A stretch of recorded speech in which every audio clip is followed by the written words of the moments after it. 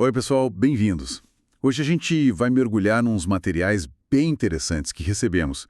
São estudos, discussões, anotações, tudo sobre um negócio que às vezes a gente nem percebe em vendas. A tal da objeção interna. Porque o que esses textos sugerem, tipo trechos de quebrando objeções internas em vendas e outros, é que a barreira mais difícil, talvez não venha do cliente. Parece estranho, né? Então, a ideia aqui é desvendar o que é essa objeção interna e por que ela é considerada, assim, tão crucial. Vamos tentar entender isso juntos. Exatamente.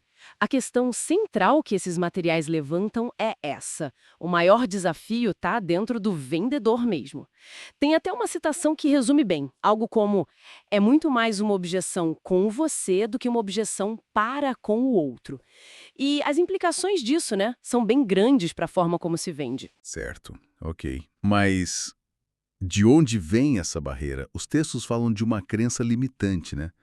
Aquela ideia de que o vendedor precisa mais do dinheiro do cliente. Isso.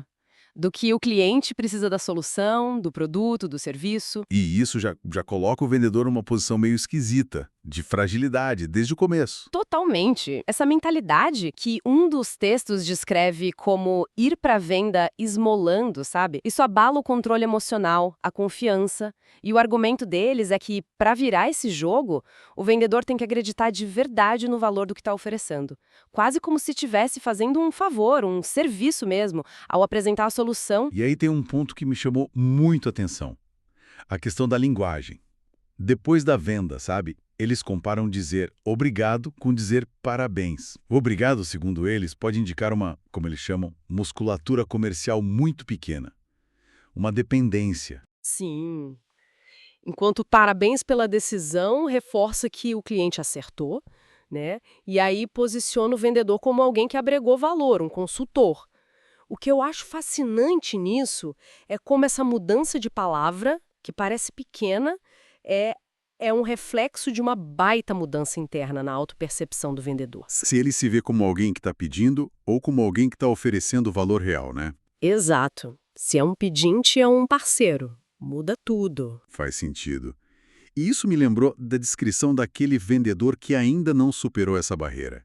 Aquele que bate na porta pedindo licença com medo de incomodar. Uhum. E, em contraste, eles usam a metáfora da dança, da valsa, onde o vendedor confiante é quem conduz, quem lidera o processo. E as origens dessa objeção interna? Nossa, os materiais listam várias coisas.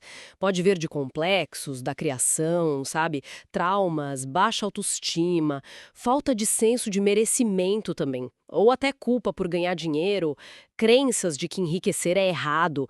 É como se a pessoa carregasse uma mochila cheia de tralha emocional para negociação. Pesado, né? Muito. Pensando nisso tudo, faz sentido que os materiais coloquem essa quebra da objeção interna como passo número 1, antes mesmo de aprender a lidar com as objeções que vêm do cliente. Com certeza. Uma fonte até diz, não dá para ensinar outras sem ensinar essa, é bem direto. É bem direto.